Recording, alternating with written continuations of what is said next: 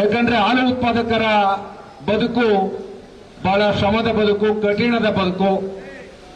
ಬೇರೆ ಯಾವುದೇ ಉದ್ಯಮಗಳಿಗೆ ಹೋಲಿಸಿದ್ರೆ ಹಾಲು ಉತ್ಪಾದನೆ ಅನ್ನೋದು ಬಹಳ ಶ್ರಮ, ಕಷ್ಟದ ಜೀವನ ಅಂತ ನಮಗೆ ಗೊತ್ತು.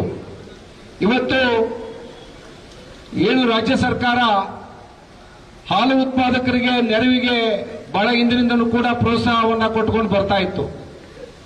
ಆದರೆ ಇವತ್ತಿನ ರಾಜ್ಯ ಸರ್ಕಾರ ಬಹುಶಃ ಹಾಲು ಉತ್ಪಾದಕರ ಪ್ರೋತ್ಸಾಹ ಧನವನ್ನು ಹಳೇದನ್ನ ಎಲ್ಲ ಬಾಕಿ ಉಳಿಸ್ಕೊಂಡಿದೆ ಅಂತ ನಾನಾದ್ರೂ ಭಾವಿಸ್ತೀನಿ. ಬಹಳ ಹಣವನ್ನ ಹಾಲು ಉತ್ಪಾದಕರಿಗೆ ಪ್ರೋತ್ಸಾಹ ಧನವನ್ನ ಕೊಡಬೇಕು. ಆ ಒಂದು ಹಣವನ್ನ ರಾಜ್ಯ ಸರ್ಕಾರ, ನಮ್ಮ ಮುಖ್ಯಮಂತ್ರಿಗಳು, ಉಪಮುಖ್ಯಮಂತ್ರಿಗಳು ಹೇಳ್ತಾ ಇರ್ತಾರೆ, ಸರ್ಕಾರ ಜನಪರವಾದಂಥ ಸರ್ಕಾರ, ರೈತರ ಬಾಗಿಲಿಗೆ ಬಂದು ಕೆಲಸ ಮಾಡ್ತಕ್ಕಂಥ ಸರ್ಕಾರ ಅಂತೇಳಿ ಅವರು ಘೋಷವಾಕ್ಯವನ್ನು ಕೂಡ ಹೇಳ್ತಾ ಇರ್ತಾರೆ.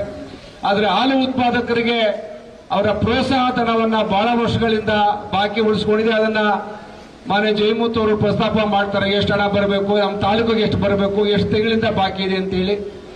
ರೈತ ಪರ ಸರ್ಕಾರ ಆದ್ರೆ ರೈತರ ಬೆನ್ನಿಗೆ ಯಾಕೆ ನಿಂತ್ಕೊಂಡಿಲ್ಲ ಅನ್ನೋದು ನನ್ನ ಪ್ರಶ್ನೆ. ಇತ್ತೀಚಿನ ದಿನಗಳಲ್ಲಿ ನೀವೆಲ್ಲ ನೋಡ್ತಾ ಇದ್ದಾರೆ, ಪಶು ಆಹಾರದ ಬೆಲೆ ಜಾಸ್ತಿ ಆಗಿದೆ. ರೈತರಿಗೆ ಇವತ್ತು ಮೇವು ಬೆಳಿಬೇಕಾದ್ರೂ ಕೂಡ ಅವ್ರಿಗೆ ದುಬಾರಿ ಖರ್ಚಾಗ್ತದೆ. ಈ ನಡುವೆ ರೈತರಿಗೆ ಏನಿವತ್ತು ಬೆಂಬಲ ಬೆಲೆ ಇವತ್ತು ಕೊಡ್ತಾ ಇದ್ದೀವಿ ನಾವು, ಹಾಲು ಉತ್ಪಾದಕರಿಗೆ 30-31 ರೂಪಾಯಿನ, ಬಹುಶಃ ಅದಿನ್ನೂ ಹೆಚ್ಚಿಗೆ ಆಗಬೇಕು. ಬಹಳಷ್ಟು ಜನ ರೈತರು ಇದು ಆದಾಯದ ಉದ್ಯಮ ಅಲ್ಲ ಅಂತೇಳಿ ಎಷ್ಟೋ ಜನ ಇದನ್ನ ಕೈ ಚೆಲ್ಲದಂತ ಉದಾಹರಣೆಗಳು ನಮ್ಮ ತಾಲೂಕಲ್ಲಿವೆ. ಆದರೆ ಅನಿವಾರ್ಯವಾಗಿ ಬೇರೆ ದಾರಿ ಕಾಣದೆ ರೈತರು ಈ ಒಂದು ಕಸಬನ್ನ ಮುಂದುವರಿಸಿಕೊಳ್ತಾ ಹೋಗ್ತಾ ಇರ್ತಕ್ಕಂಥ ಈ ಸಂದರ್ಭದಲ್ಲಿ ನಮ್ಮ ಸರ್ಕಾರ 3 ದಿವಸದಿಂದ ಒಂದು ದೊಡ್ಡ ಶಾಕ್ ಅನ್ನ ಕೊಟ್ಟರು.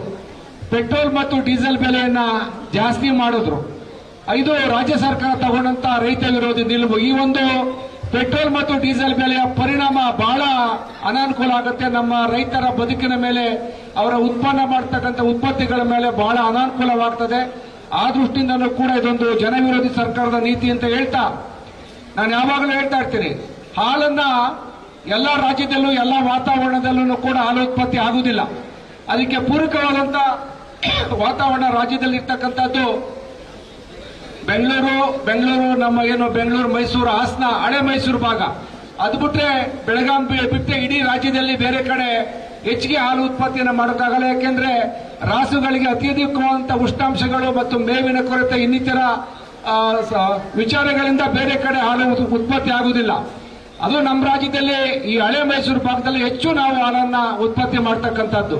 ಪಕ್ಕದ ರಾಜ್ಯ ತಮಿಳುನಾಡಲ್ಲಾಗ್ಬೋದು, ಕೇರಳಲ್ಲಾಗ್ಬೋದು ಹಾಲು ಉತ್ಪಾದನೆ ಮಾಡೋಕ್ಕಾಗುವುದೇ ಇಲ್ಲ.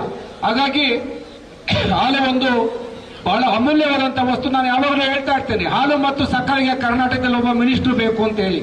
ಯಾಕಂದ್ರೆ ಹಾಲಿನಲ್ಲಿ ಬಹಳ ವೈವಿಧ್ಯಮಯವಾದಂತ ಉಪ ಉತ್ಪನ್ನಗಳನ್ನ ತಯಾರು ಮಾಡಬಹುದು. ಅದರ ಮಟ್ಟಿಗೆ ನಮ್ಮ ಬೆಂಗಳೂರು ಡೈರಿ ಏನು ನಮ್ಮ ಬೊಮ್ಮಲಿದೆ, ಅದು ಇನ್ನೂ ವೈಜ್ಞಾನಿಕವಾಗಿ, ತಾಂತ್ರಿಕವಾಗಿ ಹಲವಾರು ವಿಚಾರಗಳನ್ನು ಅಳವಡಿಸ್ಕೋಬೇಕು.